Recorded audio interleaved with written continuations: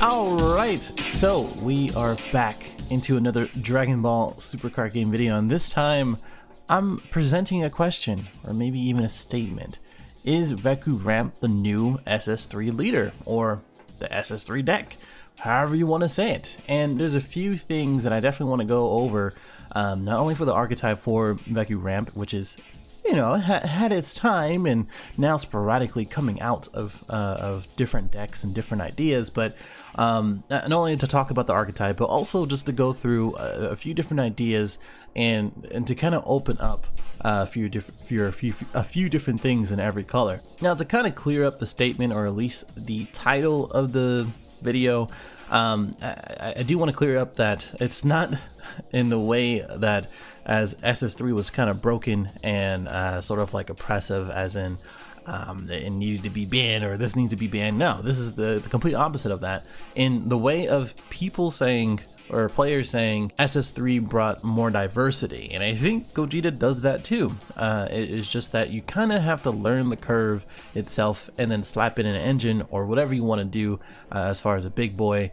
a big monster, a big boss, late game or even early game, or multiple things, and I'll kind of go over that as well. And I like to hear from you guys, either right now or at the end of the video after I go through all of this, what are your thoughts of Veku Ramp and what kind of ideas you've been brewing up in the comments below. So what is Veku Ramp? So it is with the Gogeta Leader. This is the blue Gogeta, which looks at the top 5, gets a red Son Goku and red Vegeta, or a blue Veku to your hand and add it. And when you flip it over, you get 2 energy, and of course you get to draw 1 and then activate main, pay 2, which of course you don't need to actually do it once per turn, or it's not limited to once per turn. You can do it as many times as you want, and then choose one battle card to place it at the owner's bottom deck, and then you choose one of your energy, place into the drop area, and then draw 2 cards. Now, before I even continue, there's a couple other things that I actually wanted to go over. One, shout out to Michael and Josh. A lot of the ideas come from them,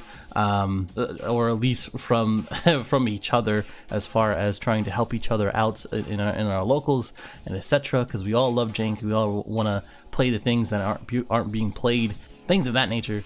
And of course, shout out to Paulo, because when on the stream, I do remember Dusty or someone else saying during the Dallas stream, saying like Veku Ramp or Veku or whatever is the new SS3.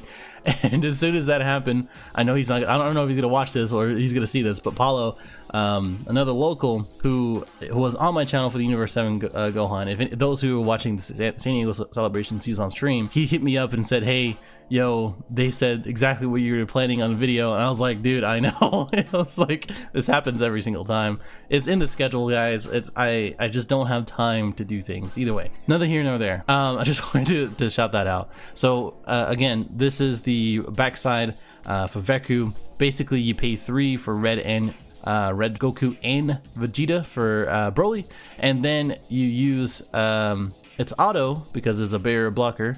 It works out pretty well to KO it. And if you loot a card as a blue Gogeta, you choose up to 2 red Vegeta, 1 red Goku and Vegeta BR from your drop area, add it to your hand, and then add, if you did add those 2 cards, you add 2 from the top of your deck into your energy. So a couple things that I want to kind of point out. The ones that they did for sure make sure to not have this, because this is one of the things I was kind of brewing up and be like, hey, we can use these.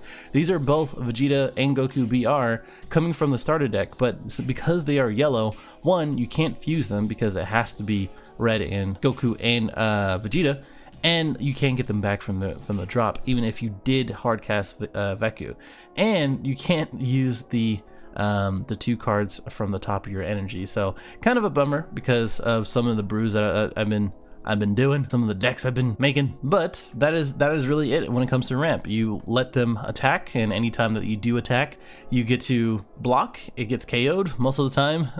You know, it's just a 10k. It'll cover most, if not all, bases, especially their leader. And then you just add the 2 cards into ramp. If we're talking about ratios, these are the ratios I would recommend to kind of start out with. 4 of the prepping, 4 of the other prepping, 3 of the harmonic and 3 of the other harmonic. So the reason why I wanted to go with this is because most of the time, if your deck is not based on red, this should be enough, as in to charge 2 of the red and then play these 2 if you need to, and then just in general for the top 5, this should be enough to get what you need. Not only for the hard mulligan to get 1 of any of these, because any of them do work. Their power is the same for every one, so the Union Fusion does work with that. And the other thing is that if you ever do need to play, which sometimes I play them, sometimes I don't. Sometimes I just hold them, and I'm like, okay, I don't really want to play these in case I'm going against a green leader or whatever it may be. And then both the prepping search for each other as far as Goku and Vegeta respectively, and then looks for a top 3 for Veku as well. So for these guys, in case you didn't hard mulligan for one of them or didn't see one from the top 5. Now the harmonics is really just a kind of a flex choice, a personal choice.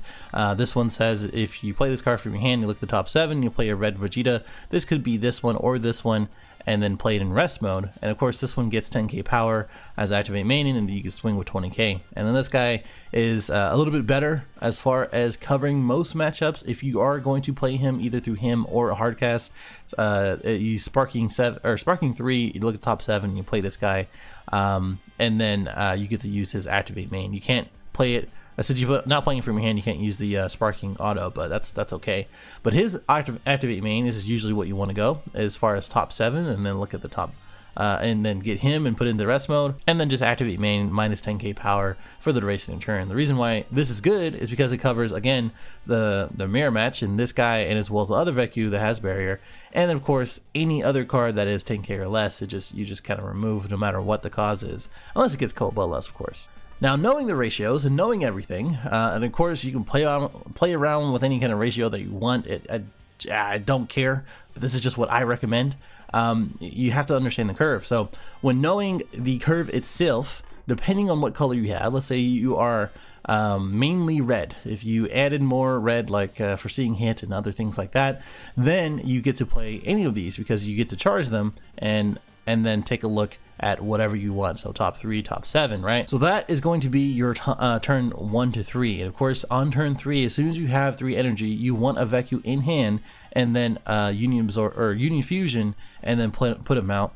You block the very next attack, you ramp up to 5 energy. The next turn you are at 6 energy, and then now you're at free reign. Either you get to awaken if you have that option, either they're attacking, or if you have self-awakening, which I think, I think self-awakening is probably good, and I'll kind of go into that in a little bit, or at least touch on that a little bit later.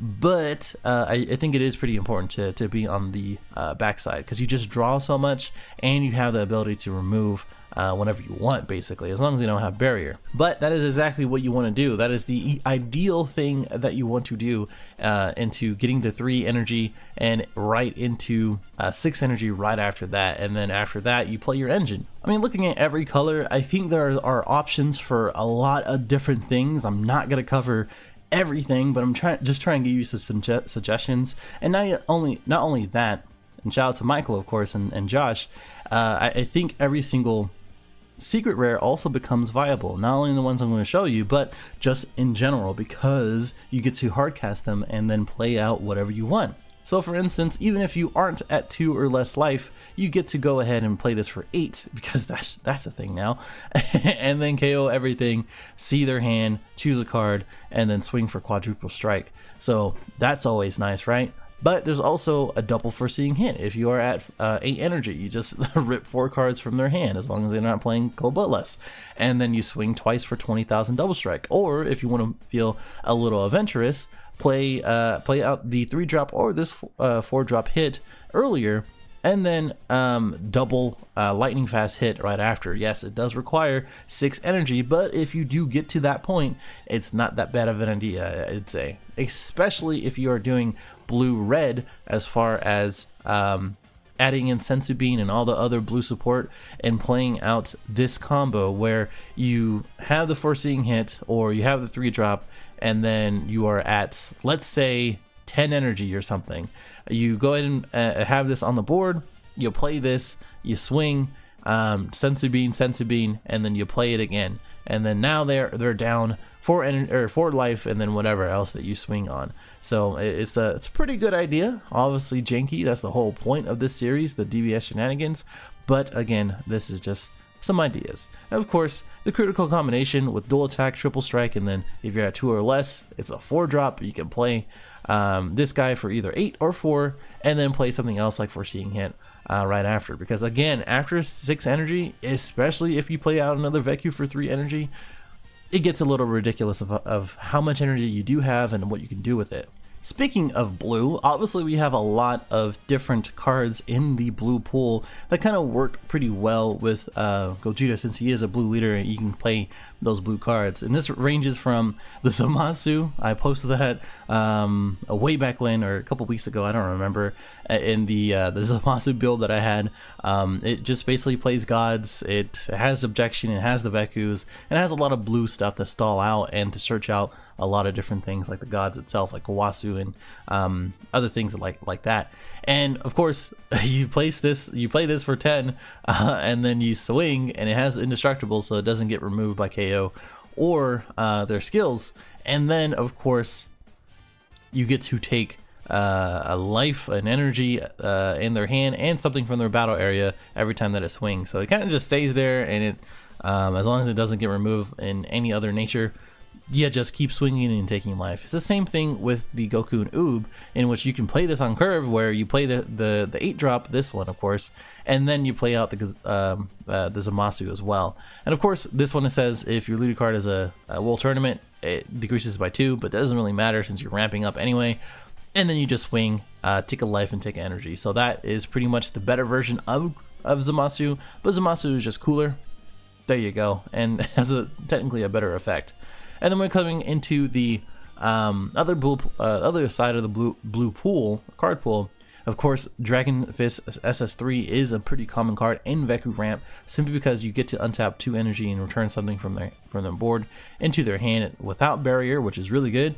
And then it does have barrier and double strike, so it kind of just sits there as well. You swing, there you go. And of course, Gogeta is a very, very expected thing. You can just hard cast it. I mean, if you want it for 1 less energy, you can run the Goku and Vegetas. I don't really recommend that. I think hardcasting the Gogeta Hero Revive is a lot better. Plus, a lot of the things are going to be in your drop, so the Sparking 10 is not going to be that big of a deal, I say. And of course, if you want to do a little bit more, you can run the UI Goku chain, and it's pretty cheap as far as that goes. You use the energy and then you use Kaioken. It's just one of my favorite combos. I don't think I really have much to say about that. But as we get more big boy Son Goku cards, and this one is included, by the way, he is a Son Goku blue 8 or more. Not only just but he is a guy for the Kaioken. Just throwing it out there. That's another reason why I wanted to throw it out there. But as we get more cards, this is going to be more viable, and this is going to be more viable. But people just have to give it a chance. And now that I have this out here, the results of training is not that big of a deal to use 5 energy now. If you ramp up to 5 energy and somehow you do not awaken, I haven't tried it too often, but I can see it. So you see some use out of it. Which again, if you're going to be taking this or using this, you can just take 2 life after you use the results of training and just keep attacking, which is pretty cool. But again, is it viable? I don't know. But this is the whole point of this video, and as well as the creativity from you and anybody else watching. And of course, if you didn't know, this is an old card. You may activate your Leader's Awaken even if you are at 5 or more life, and then choose 4 of your energy active mode. So technically, I do believe, since no one really uses this card, you use the Awaken effect, which is untap 2, and then you untap 4 right after. So you theoretically can untap 6 and then go into some more plays. So it's pretty cool, right? I think it's pretty cool. And then you can theoretically also remove 3 battle cards, because you pay 2 energy every single time if you have 6 energy. So pretty sweet, I think. And then of course we have another option as far as the Vegito powers combined, where we have the Vegito, either this secret rare or any other Vegito, in which of course you can play the chain or the actual engine for powers combined. But if you just play this for 3 and then you activate main for 2, that's just 5 energy. But if you have 10 energy or a little less than that for whatever Vegito that you want to play, you can play this man out, because this one says, hey, if you it says equal or less to your current energy and you play it. So you just choose one Vegito, which this is a Vegito, and then if it equals out to 10, you get to play this for 5 energy technically if you're hard casting it, or if not, if it's just there, then you just kind of do your thing. But I think that's pretty cool. Then we got some yellow stuff, like Hide Mastery. I think Hide Mastery would be really strong in this deck. It's a very defensive deck. It's a very controlling deck. If you do red, yellow, into, you know, just making sure that you have ratios for this and hard casting this for colorless energy, because like I said, you don't need those colors, and just have yellow as the main, and just use Flying Nimbus to defend, and whatever else that you want to do, like Master Roshi, and then just use all that energy to use the Path of Greatness engine into this, or just hard cast it, which, you know, that's always a thing as well. And of course, the Striker Bardock, a very old card. You pay it for 5, it has dual attack, and then when you play the card, you look at the top 3. You choose one Saiyan, and then you place the rest in the drop area, which is a bummer because it says no matter what, if you choose it or not, it says then place the rest in your drop area, which is just pretty neg. Either way, not really the point of doing that, or using that for that effect. You get to swing once for 20k, and then you just place 2 cards from your hand and evolve on top of it. And then when this card evolves, you choose all of their battle cards and energy and switch into rest mode. So I think that is pretty sweet, because if they have 6 or more energy in rest mode, this card gains 5k in triple strike, which is cool. But I think just resting all their energy is just cool in general.